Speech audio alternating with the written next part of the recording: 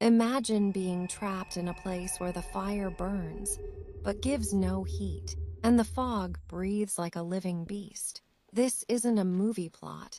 This is what happened to Kasem one winter night in Nagarpur. I have come to you once again with a true story, a paranormal event that will make you shudder with fear. I am sharing this story exactly as it was shared by the person who experienced it. The man was nearly 50 years old. His voice was trembling, and his eyes showed a deep, sleepless exhaustion. Then, taking a deep breath, he began to speak. The isolated brick kiln in Nagarpur, which is now abandoned, is nothing new. The locals know that night there means unrest, especially on winter nights. When the fog of the month of Poush descends, the place becomes different. Many years ago, a laborer named Kasem used to work at that kiln. He was a simple man, didn't talk much. He had a family and an elderly mother. He had no worries other than his work. The incident happened on a night in the month of Poush. From that night, the atmosphere of the kiln was strange. The fire was burning, but there was no heat. The fog was so thick that the distant piles of bricks were appearing and disappearing, as if they were breathing. Suddenly, it was seen that the coal was finished. The owner was rushing them. No one was willing to go. Finally, Kasem said, "I'll go," perhaps out of responsibility for his family, or perhaps out of stubbornness.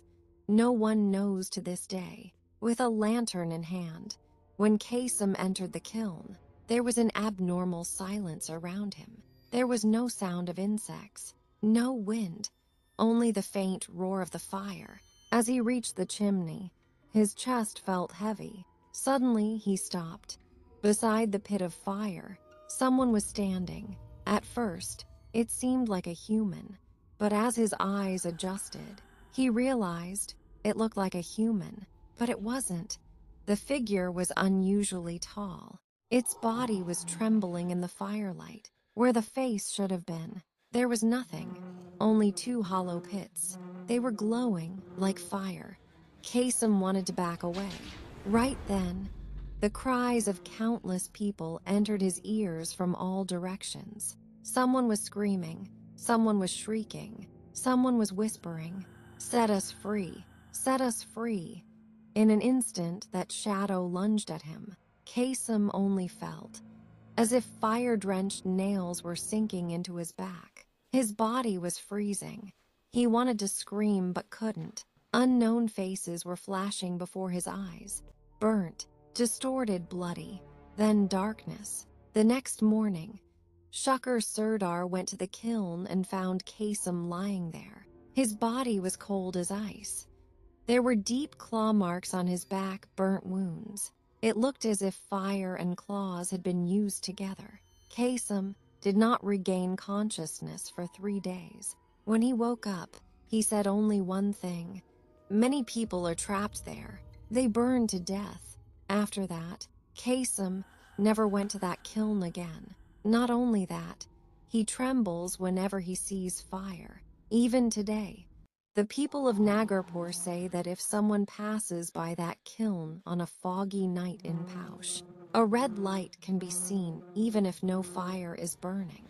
And it is heard. The sound of many people crying together floats from a distance. That crying has not stopped even today. Wherever you are reading this story from, please share it.